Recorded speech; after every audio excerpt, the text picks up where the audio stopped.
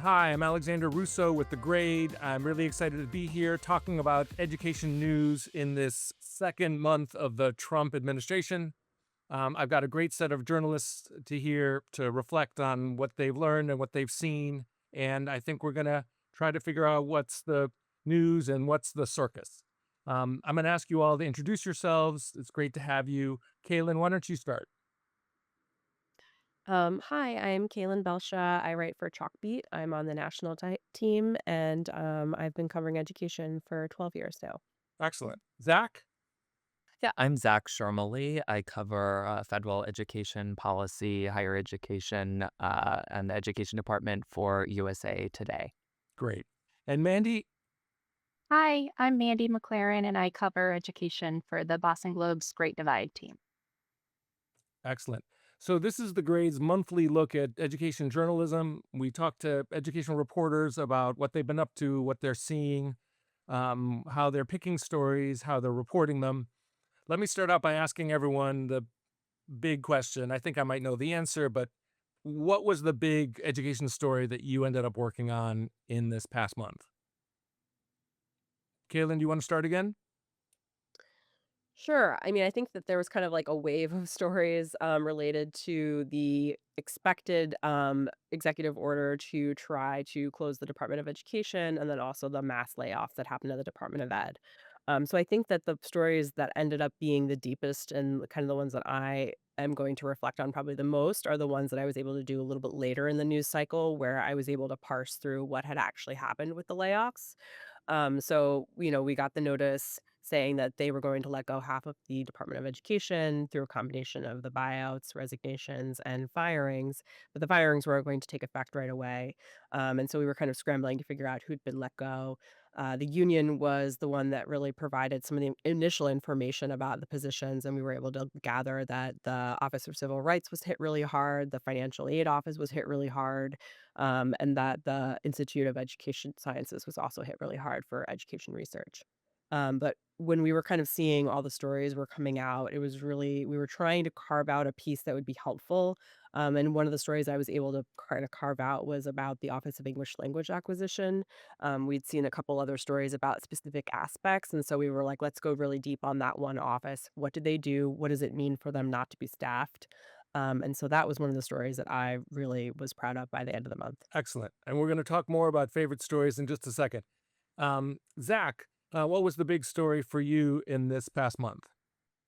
I would certainly agree with Kalyn that the layoffs at the department, the reduction in force is kind of the Washington speak about what specifically happened in that sense. And I would argue that the executive order that President Trump signed is that was not necessarily the big news. It was the news that everybody was sort of running around hair on fire about. But at the end of the day, it was just sort of a piece of paper. And the reductions in force and the layoffs and the mass buyouts and really the exodus from the education department, not just in Washington, but across the country. There were divisions of the Office for Civil Rights that were entirely decimated, and divisions of the Federal Student Aid Office that were also completely eliminated. That's was really the big story. Also, the Trump administration really escalated its war on higher education this month. There was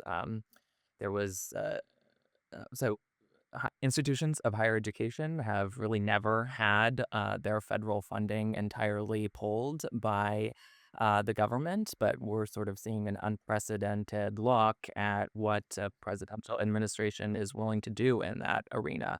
The biggest reason why that hasn't happened before is because federal funding affects tons of students, tons of low income students in particular, people who rely on Pell Grants and student loans.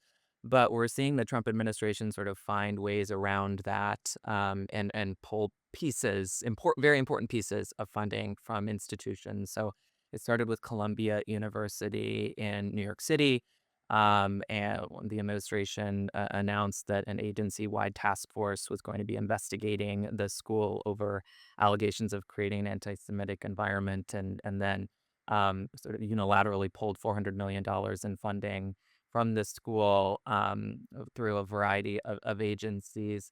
And then the came up with a list of demands, which included putting a department in academic receivership, among other things that the university largely conceded to, and a lot of folks have pointed to that instance as sort of a bellwether.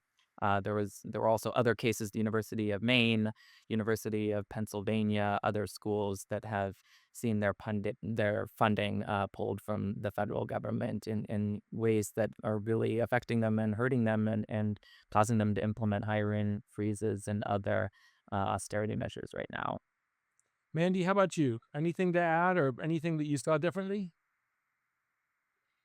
I not that I saw it differently. I think it's just, we talked about this on the last podcast, is I'm in a little bit of a different situation working far from DC, and having local responsibilities as well. So for us, I think at the paper, it's just, are we covering the breaking news as it's flooding out?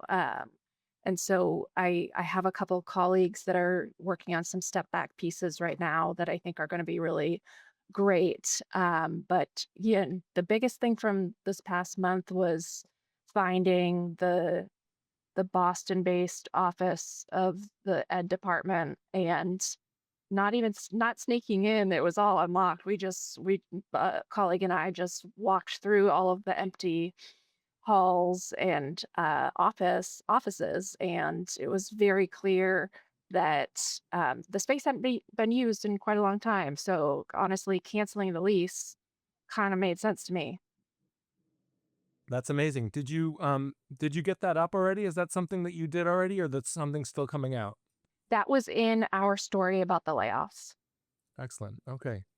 Well, one of the things I wanted to ask you about, which also is just sort of a big overview story, it's just about how month two felt, in terms of pace, in terms of how you were trying to approach things, in terms of story selection or reporting. Did you feel like anything was different in month two than it was during that crazy first month of the Trump administration? And I'll let anyone answer who wants to jump in. I guess I could start. I'd say that month two actually felt harder for me. I think month one it was a little bit chaotic, but it still kind of followed some of the cycles where we were expecting the confirmation hearing and we were expecting a series of executive orders to come out. A lot of those executive orders did kind of follow policies that we kind of thought that the Trump administration would adhere to. I mean, there was a lot of them, so that was chaotic. But I think the second month felt like these were effects that were actually like hitting classrooms in some ways. And so figuring out what was noise and what was actually happening on the ground was, I felt kind of there was more of an imperative to do that and figure out what was happening.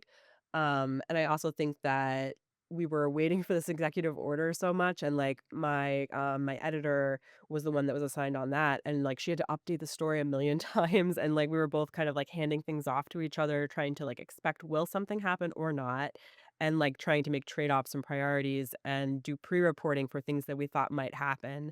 So I think trying to balance the combination of pre-reporting and like reporting on what was happening in the moment was really hard for month two, and that was what felt different for me. Interesting. Anyone else want to weigh in on that? It felt honestly, I like, what is time? You know? Like, it's all kind of blurred together to me. So just having this conversation is making me recognize that there were two separate months there. Um, but I think, we have a DC bureau, but they're consumed with other news. So for us, it's just, how do we stay as connected to these issues as possible and make sure that we're covering the biggest events. And I think, again, like I said, going forward, doing more step back pieces. But I Right. will. I'll maybe I'll no, I'll save it for later in the conversation. Excellent. We'll come back to that. Zach, what is time?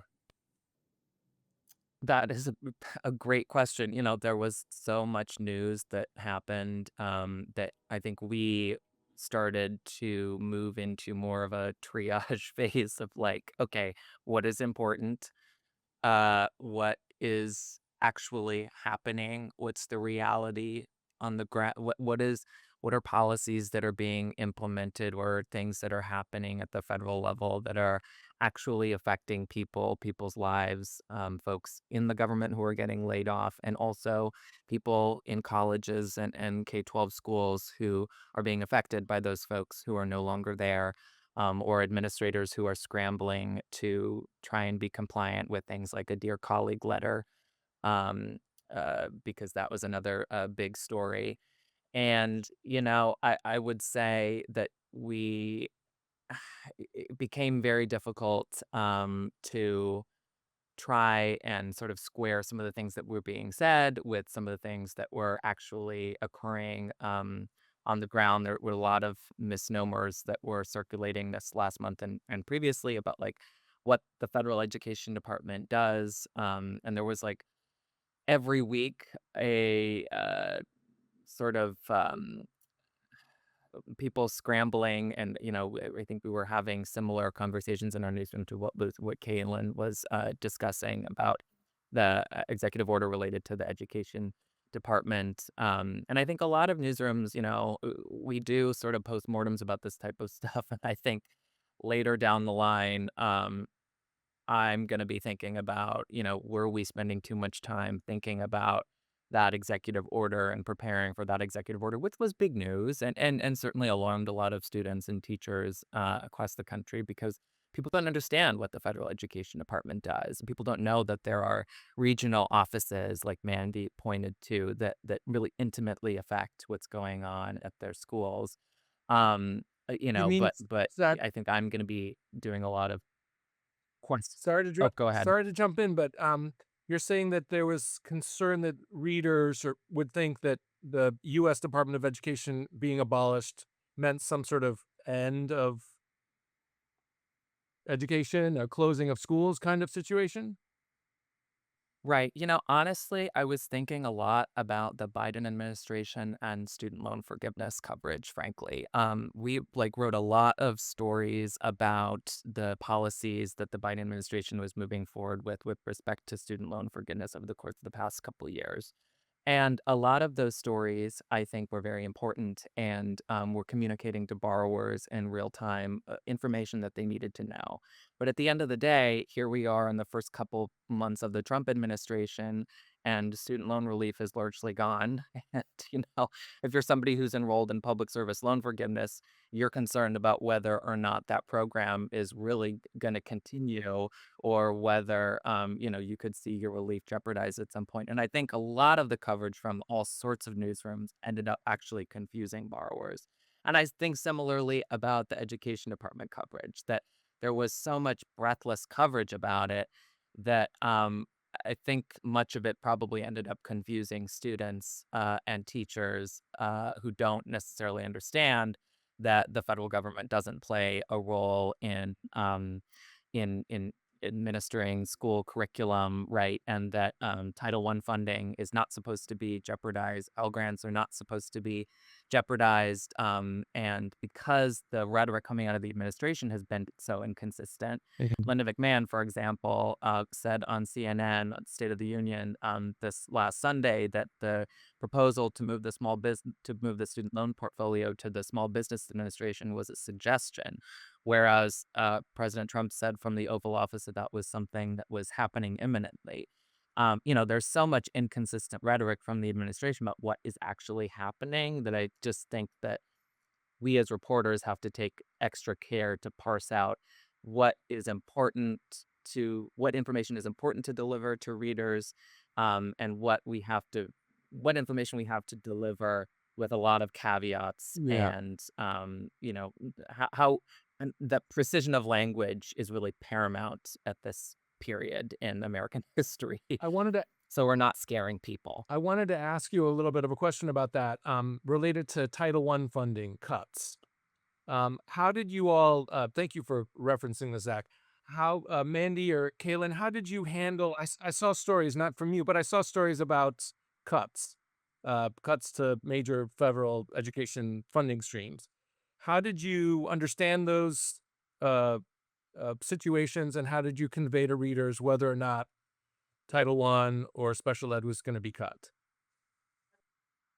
Yeah, and I think just off of Zach's point, I want to say that with what when Trump speaks off the cuff, it's very difficult for reporters to translate to the general public. But I do think that with that situation, one of the national outlets had a headline that said, you know, definitively that HHS was going to take special education, and Small Business Administration was going to take the student loan portfolio. And I don't think the story said that definitively. So I think we need to be really careful in our headlines. Those are conversations we need to be having with editors, because a lot of times that can be, the only thing that a reader sees. And I think that's important to bring up. But as far as funding, I was hoping his story was going to be published before this conversation, but my colleague Chris Huffaker is working on a story, looking at what it might mean should the department pursue changing Title I and IDEA funds from formula grants to block grants, what that could eventually mean down the road, whether or not they even have legal authority to do that. So trying to translate what is happening to what is actually possible, and how it might affect students and families. Nice. I can't wait to see that. Kalyn, how did you all handle or think about the proposed cuts or changes to funding streams story? Yeah, to add to what Mandy said about covering kind of when things are announced and you're unclear about what exactly is happening. I was on duty that Friday where Trump announced that they were going to move oversight or something of special education to HHS. And I saw a bunch of stories kind of go up right away, and we were like trying to decide if we should do something or not. Um, and I got enough people on the record telling me, like, this is where in the law it says that special education is overseen by X, Y, and Z. And I didn't want to publish a story until I felt like I could tell readers something like pretty clear. And so we were able to kind of put together a story talking about, and using a bunch of pre-reporting that my editor had already done, because she was already looking into what would it mean to block grant IDEA. And so I was able to wipe kind of like bring in some of that reporting that she had done. She was on vacation and she like wrote it up for me. And it was very gracious of her. And then we were able to get several legal and civil rights experts on the record saying, like, here, link to this in the law. And so I went through like the IDEA text. I went through some of the ESSA text. I went through like the most recent continuing resolution and the budget, and was able to show like in four different places in the law, like this is what, it's an act of Congress that would be required to do this. And then we were also able to get the Department of Health and Human Services and Education Department to respond to me, which over the past 2 months, that's not always been consistent. And I feel like recently they've at least responded. And so I felt like comfortable running a story, but I would not have felt comfortable running something if we were able to get like those three things. And so my bar to publish right now, when we don't know what's happening, is very high, and it needs to be able to like add something real. And like Mandy said, like that headline needs to be super clear that we're not sure that this is actually legal. Like we think it's illegal. Right. Um, on the Title I part, I think we're still covering that. But I think we've been trying to be really clear when we communicate to readers that the Department of Education does not equal funding, and that Congress controls funding, and that that is something that is a separate process. I think a lot of people in covering this whole fallout, I think we've seen a lot of the gaps in knowledge that people have about how the federal government works. And so we have to be like really clear and plain spoken about like Congress does this, executive branch does this historically, and kind of what we do and don't know about the limits of power and who controls the purse. I like that. I like the idea of, thank you for explaining that. I like the idea of being very clear about what you know and don't know. Reporters and human beings are often reluctant to say, I don't know, or it's not clear or definitive. And also distinguishing functions and activities so that it just doesn't become a wash. Um, let's let's switch gears for a minute. One of my favorite things to do is to look back through people's stories and pick out stories that appeal to me. I know you all work on these stories, and some are more successful than others, according to you or according to readers. Let's talk a little bit about individual stories.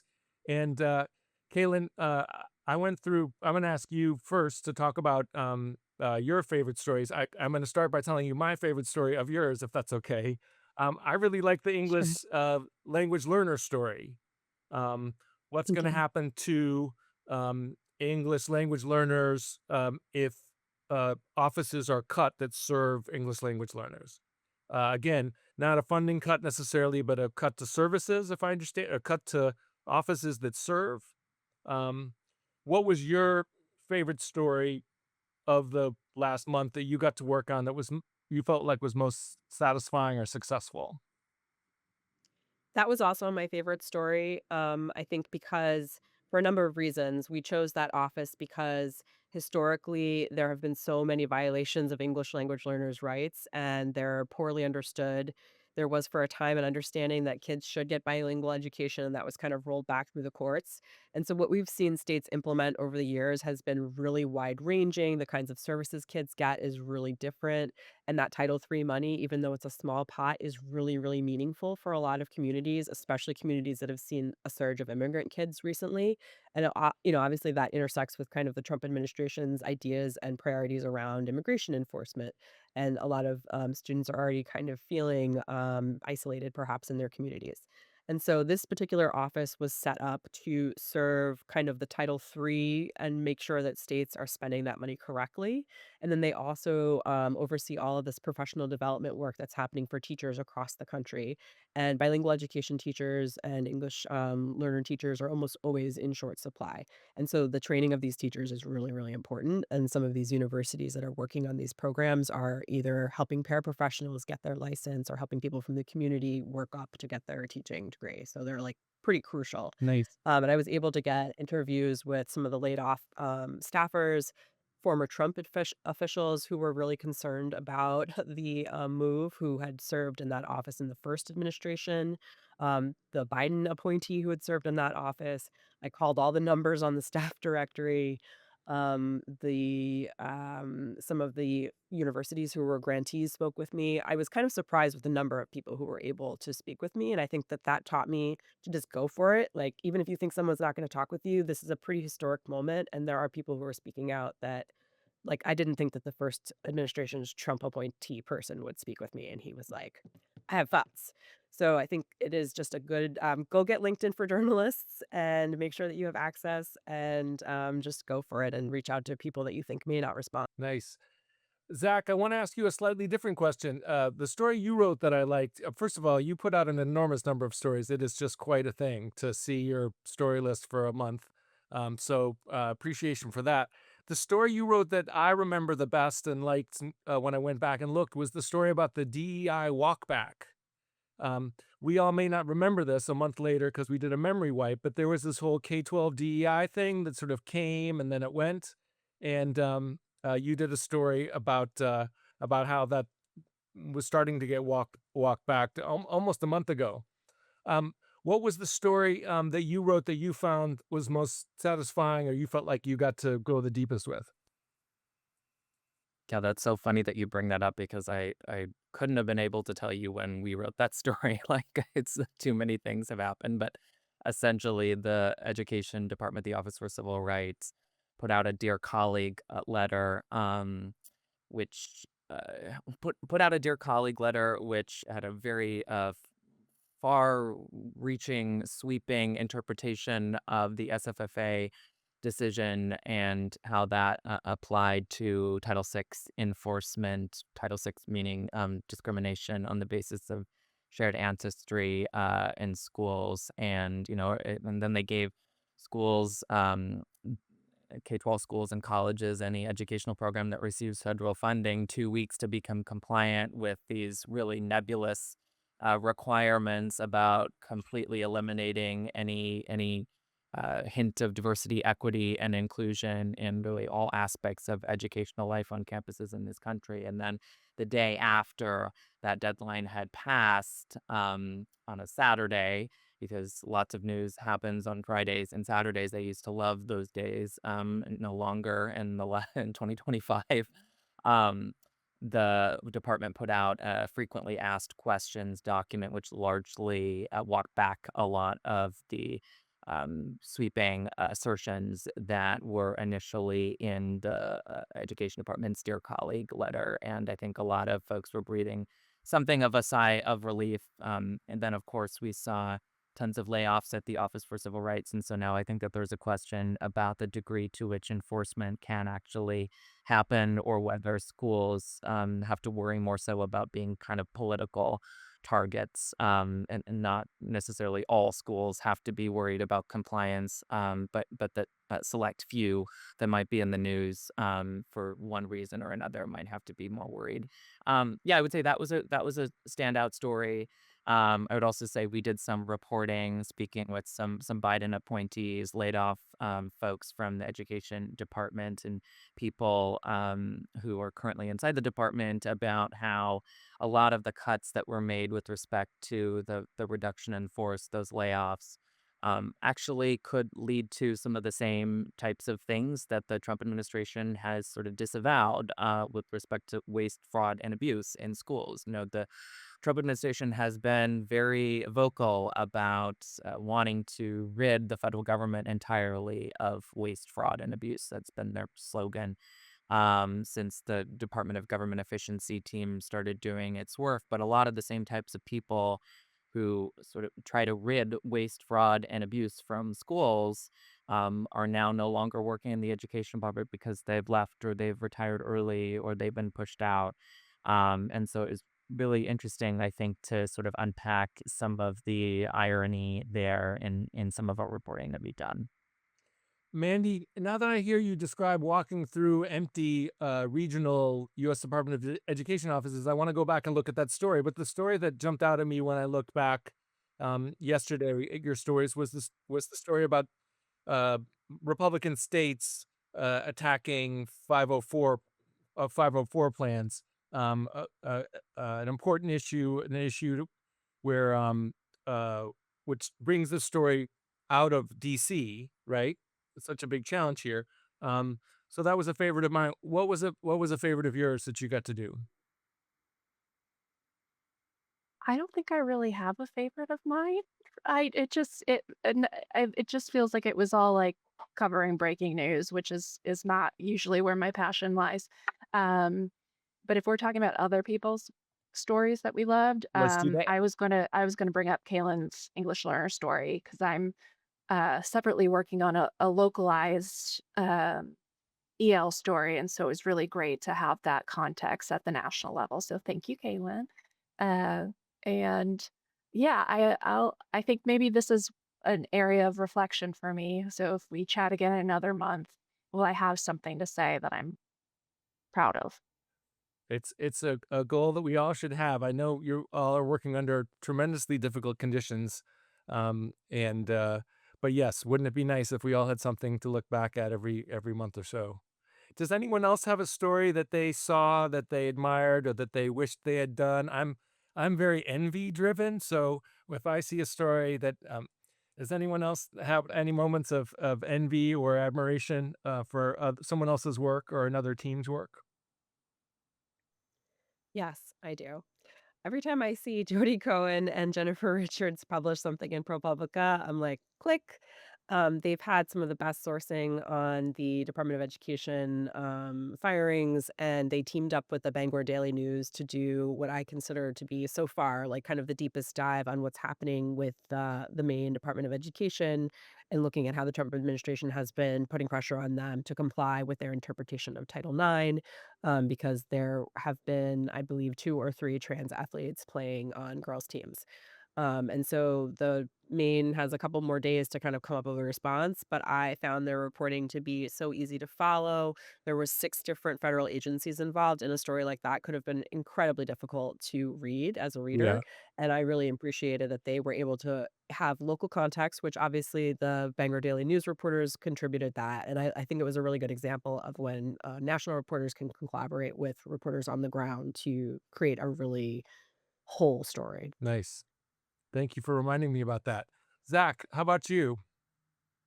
Yeah, it's a tough question to answer because I have to remind myself, and I think lots of reporters do, if you get somewhat competitive, that we are all just trying to keep the train moving, and the train's going to keep moving. And you have to sort of find a way to um, contribute to keeping the train moving, if that makes any sense. But even if you hop off, things are still going to get reported. And there's so much right now that uh, we're all doing, that really any story that can be contributed is, I think, extremely helpful in the larger public interest. The Chronicle of Higher Education, where I worked briefly, has continued to do, really, in my opinion, like extraordinary coverage of what's going on, in their sort of classic style, which is taking a step back and just patiently reporting things out. Cade Hidalgo Bellows, my former coworker, wrote a story, the headline of which was like, "Is Title Six the new Title Nine?" And sort of talked about the degree to which folks in higher education right now are thinking about Title Six in a way that's very similar to how they thought about Title Nine in 2011, when the Obama administration first put out a Dear Colleague letter, that sort of forced institutions across the country to stand up offices that interpreted that federal law more broadly, and allowed them to ensure that students weren't victims of sexual students, and staff weren't victims of sexual misconduct. So I thought that was a really important story, and yeah, it's honestly like there's such an extraordinary amount of coverage that's been happening that it's almost hard to keep up with everything. Jill Barshay at the Hechinger Report did a wonderful story about the Institute of Education Sciences. She has been the go-to reporter on the gutting of that data research arm, which I think is truly paramount right now, because a lot of the criticism that has been levied by Linda McMahon, by Republicans more broadly, about the failures of the role of the federal government in schools really does largely rely on data that has been compiled by the education department and that is now jeopardized. And so, how are we going to be able to assess the degree to which these changes at the federal level are successful if the research arm that is in charge of compiling sweeping reports about our nation's schools has been completely gutted, and according to Jill's reporting, decimated to only 3 people? How can it perform its statutorily mandated functions going forward? I don't know. And I think that a lot of folks, including Republicans in Congress, don't necessarily know, even if they're not articulating it at this very moment. Nice. This has been so great. I really appreciate you all taking the time. I want to ask one little exit question about the future, because apparently the future is just around the corner in the form of April. And then I'll let you go. But thank you again for doing this. So helpful, so interesting to hear your thoughts and experiences, and to have a minute to look back at a hectic month. For April, I'm just wondering what, if any, stories you think are possibilities for big news or for your other people's attention. Um, I keep hoping, and this is just me, you're doing the work. I keep hoping that there'll be a Democratic education agenda. I'm a former Senate education aide, and I want there to be a story. I want there to be activity and then coverage about where the Democrats are on education. But that's just me. What is more likely or more realistic or more interesting to you in terms of April education stories? Does anyone have a favorite, or are we all in denial about the arrival of April? I can go. Um, I think I'm kind of like, I guess, pitching stories for that are open to anybody to pick up. Um, but I think that part of part of the dialogue is gets down to like, what is the purpose of school? And when you talk to folks on either side of the aisle, we'd assume that their views are very divergent, but there's a lot of commonalities there. And I think being able to parse out how this essential question, going back to my teaching days, has ramifications for the policy decisions that we're seeing. I think would be interesting.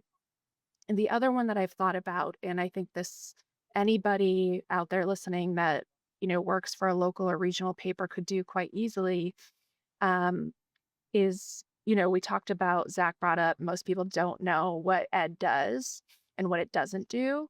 And so I thought it might be interesting to get access to a school for a day, bell to bell, and write a story with, you know, chronologically going through the day and noting, what scenes are federally influenced or funded and what are not. So the curriculum choice in science class that teaches evolution is not, or something like that. You know what I'm saying? To point out for parents in and real, actual, um, understandable measures what this all means. Great idea. Anyone else have a something they're working on or something they think is going to be big in April that they want to share? Well, my guess is that we're probably all going to be writing about what it means to block grant large pots of federal money. And that, if Linda McMahon starts announcing more of her plans, we'll start kind of picking apart what is possible and what takes Congress's work. I personally am very excited to try to pick up two things that I've had to put down many, many times over the last 2 months. One of which was a follow up on kind of the fallout in Massachusetts, actually, over changing the graduation requirements and how we have very few states now that require a test. And so I spent some time interviewing a bunch of folks in Washington state because they had gotten rid of that of their test a long time ago and moved towards a more focus on career and technical education and kind of what that access looks like. And they have some really interesting data. And so the story is completely reported, and I can't wait to try to finally write it. So that is what my April, I hope, looks like. Nice. Zach, do you have predictions or preferences for April? Yeah, well, I'll say two things. The first is sort of just on the federal education department watch level. Linda McMahon and others have continued to say that like the Title I funding, that Pell grants, that student loans are not there's not going to be any disruption in the administering of those funds, that the FAFSA isn't going to have any problems going forward, even though the day after the layoffs were announced, there was a glitch with the form that the department said wasn't related to the reductions in force. But at the end of the day, in order for all of those things to work, you need people to work on them. And when their responsibilities are stretched thin, or when those folks are not there anymore, um, it's really hard to see how there's not going to be disruptions. Melanie Story, who was one of the top officials in the Biden administration who worked on the FAFSA rollout recently, who just became president of the National Association of Financial Aid Administrators, said that she's really concerned about the end-to-end functionality of the FAFSA right now. Hey, So, and FSA just brought on a bunch more technology experts that they laid off. They brought them back within a week. So that's something that I'm watching. And then also we're going to have to see the degree to which the administration continues to escalate its war on higher education, and in particular deports or attempts to deport or arrest international students and potentially faculty, and what demands they may impose upon universities in the wake of the Columbia saga, because, like I said, a lot of folks have sort of considered that to be a harbinger of what's to come, and whether or not universities move forward with lawsuits against the administration or try to take a bit more of a conciliatory approach is going to be something that I'm watching. There are universities right now who are lobbying in Washington that have never lobbied before. So whether or not those efforts to find common ground with the administration are successful is going to be something to keep an eye on. excellent. I want to thank you all for sharing your thoughts and your time and helping me understand, and I'm sure everyone who sees this understand a little bit more about how you do your work and how you make the decisions. I really do appreciate it. Kalyn, Zach, Mandy, thank you so much. And we'll get this up and hopefully people will enjoy it. I'm sure they will.